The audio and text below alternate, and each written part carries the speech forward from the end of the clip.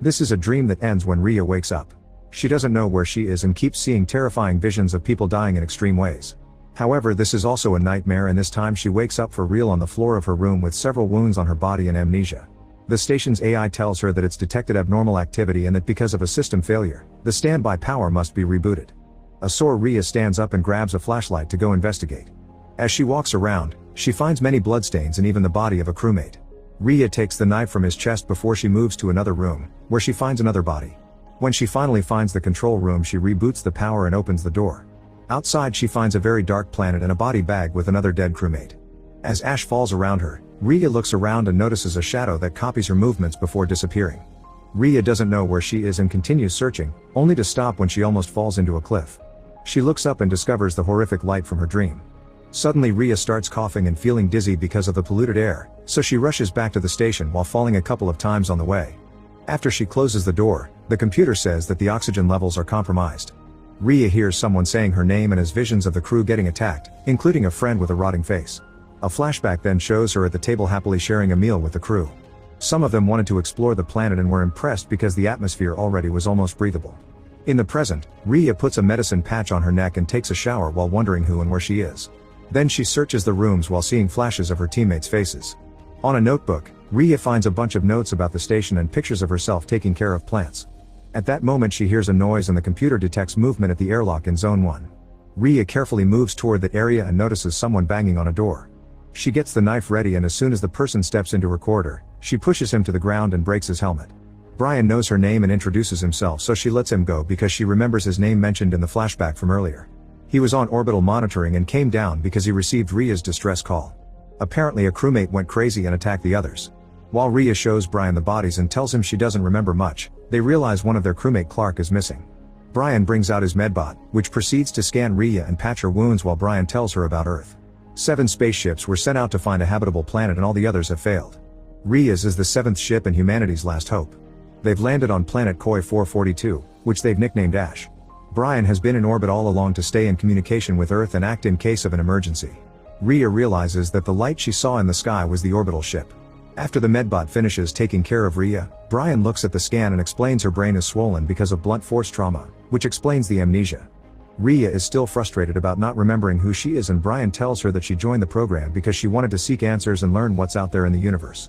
Afterward, Rhea tries to sleep but can't because her door won't stay closed. She keeps hallucinating a crewmate staring at her through the crack, which gives her flashes of a terrible monster. She concentrates to calm down and realizes the door was closed all along. Later, Rhea suits up to take the bodies out of the station. She's worried about Clark and wonders if she's somewhere on the planet. Brian thinks they need to forget about Clark and concentrate on their situation, pointing out that they're low on oxygen.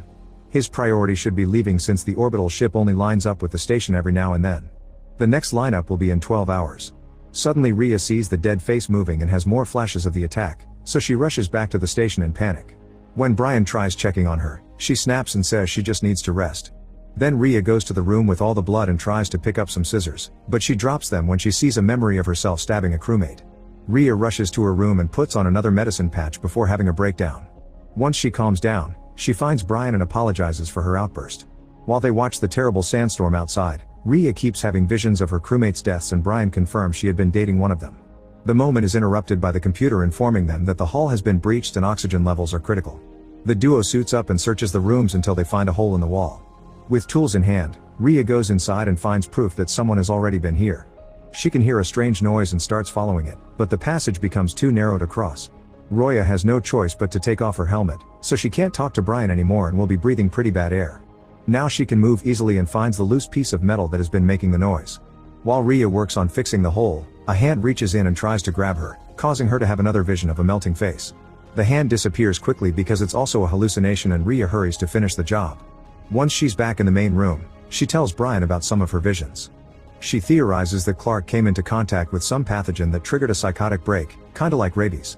Brian snaps as he reminds her that they've lost 30% of their oxygen and that the lineup is happening in 5 hours, so Rhea needs to forget about rescuing Clark or finding answers and concentrate on escaping. To keep herself busy, Rhea searches her crewmates' rooms again and remembers how her boyfriend Kevin used to play music for her. Suddenly she sees herself in a forest wearing beautiful clothes with a drone flying nearby. Kevin is there too, looking at a tunnel in the ground, from which a very bright light comes out. When Kevin says it hurts, the setting changes and now he's being stabbed in the station by Rhea. After being startled by a monstrous face, Rhea wakes up in bed. Thinking about what she saw, she checks another room and finds the drone next to a glitching screen. Rhea connects the drone to the medbot and finds a recording of the crew exploring the planet. Behind some rocks they found a metal-covered tunnel in the ground. The team realized the whole atmosphere was manufactured too, which meant someone here had already terraformed. Suddenly the tunnel started glowing and the energy hit one of the guys in the face, which sent him flying. When they checked on him, they found his helmet broken and his face burned. Then smoke, flames, and electricity began to come out of the tunnel and the drone recorded the same thing happening in multiple spots far away. Brian interrupts Rhea's watching and she accuses him of knowing everything, but he swears he didn't. He only knew that the team left on a mission but the station and the comms went dark.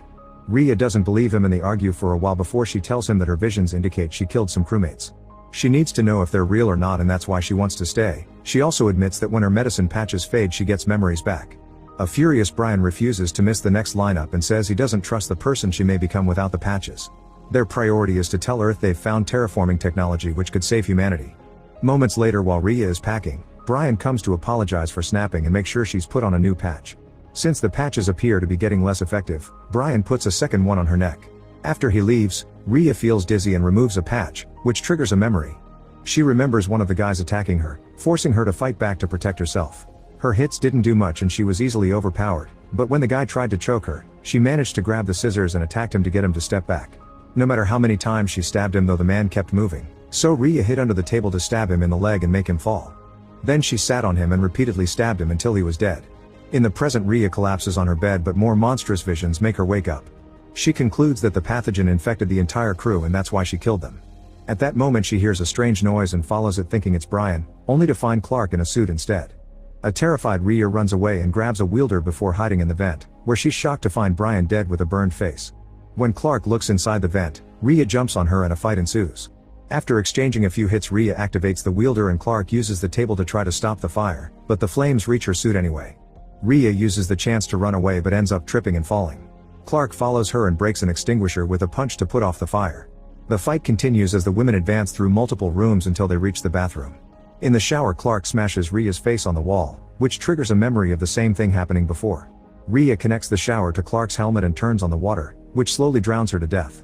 Realizing what she's done, Rhea takes Clark's body to the medbot but it can't revive people. It also detects no infections, which means Clark only fought her because Rhea attacked her first and probably